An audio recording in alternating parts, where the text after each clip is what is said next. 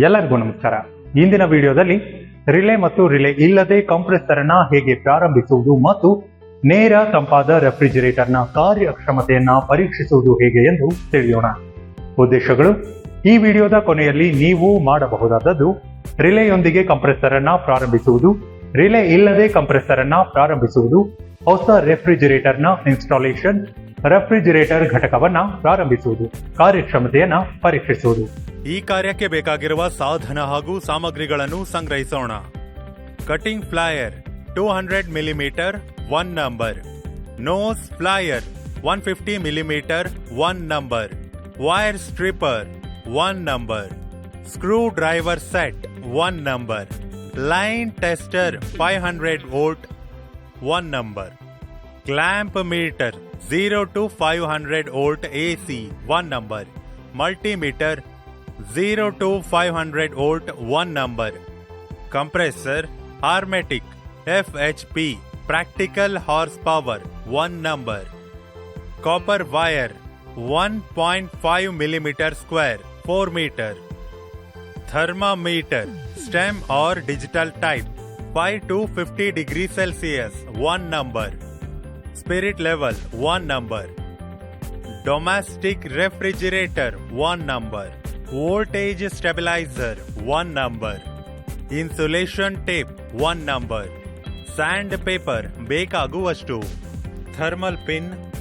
ವಿಧಾನ: ಕಾರ್ಯ 1.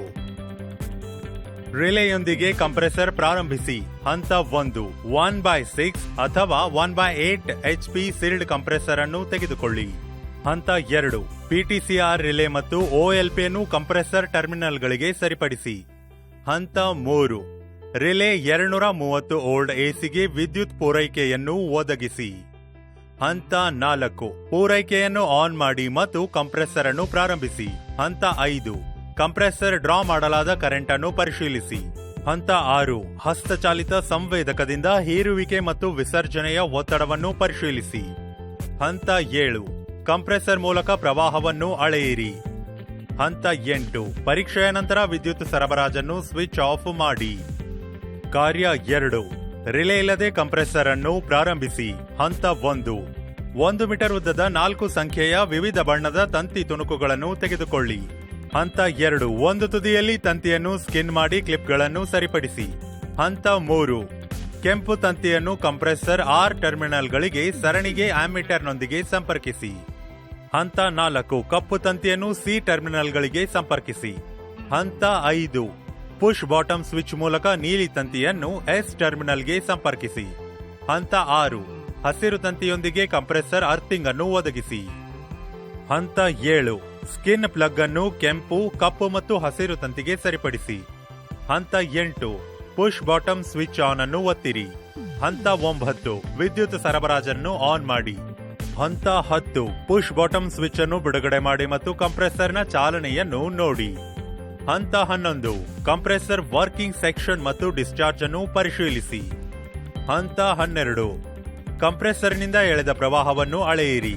ಹಂತ 13, ಪರೀಕ್ಷೆ ಮುಗಿದ ನಂತರ ಸ್ವಿಚ್ ಆಫ್ ಮಾಡಿ ಮತ್ತು ವೈರ್ ತೆಗೆದುಹಾಕಿ. ಮೆಗ್ಗರ್ ಲೀಡ್ಗಳನ್ನು ಈ ಕೆಳಗಿನಂತೆ ಸಂಪರ್ಕಿಸಿ. ನೀರಿನ ಪೈಪ್ ಅಥವಾ ಭೂಮಿಯ ರಾಡ್ನಂತಹ ತಿಳಿದಿರುವ ಉತ್ತಮ ಭೂಮಿಯ ಉಲ್ಲೇಖಕ್ಕೆ ಕಪ್ಪು ಸೀಸವನ್ನ ಋಣಾತ್ಮಕವನ್ನು ಸಂಪರ್ಕಿಸಿ. ಕೆಂಪು ಸೀಸವನ್ನ ಧನಾತ್ಮಕ ವಾಹಕ ಅಥವಾ ಘಟಕಕ್ಕೆ ನಿರೋಧನ ಪ್ರತಿರೋಧಕ್ಕಾಗಿ ಪರೀಕ್ಷಿಸಲಾಗುತ್ತಿದೆ. ನಿರೋಧನ ಪ್ರತಿರೋಧ ಪರೀಕ್ಷೆಯನ್ನ ನಿರ್ವಹಿಸಲು ಮೆಗ್ಗರ್ ಅನ್ನು ಸಕ್ರಿಯಗೊಳಿಸಿ. ಹೆಚ್ಚಿನ ಪ್ರತಿರೋಧದ ಓದುವಿಕೆ ಉತ್ತಮ ನಿರೋಧನವನ್ನ ಸೂಚಿಸುತ್ತದೆ, ಆದರೆ ಕಡಿಮೆ ಪ್ರತಿರೋಧದ ಓದುವಿಕೆ ನಿರೋಧನ ಕ್ಷೀಣತೆ ಅಥವಾ ಸಂಭಾವ್ಯ ದೋಷವನ್ನು ಸೂಚಿಸುತ್ತದೆ.